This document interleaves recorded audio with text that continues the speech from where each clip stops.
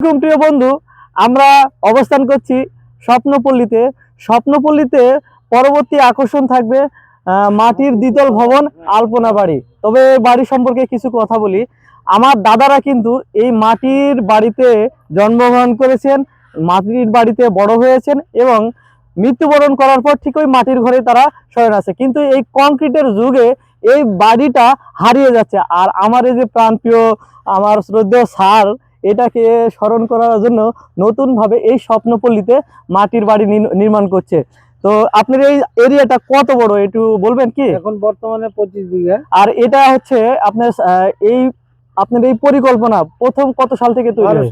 তো চলুন আমরা সময় না করে আমরা দেখতে থাকি যে কিভাবে এটা তৈরি হয়েছে।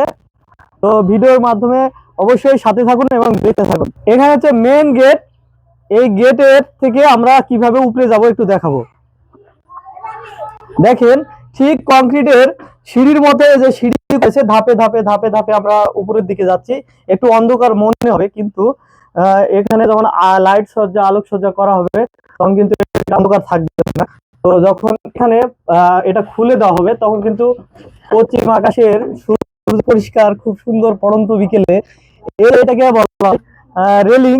হ্যাঁ, মাটির ভবনে এরকম দেখেন রেলিং, দুই পাশে কি চমৎকার দেখেন কিভাবে সাজানো হয়েছে। এই দেখেন মাটির এই যে ছাদও কিন্তু মাটির, দেখেন ফেটে গেছে, এগুলো আবার পরিচর্যা করে এগুলো সব ঠিক করা হবে।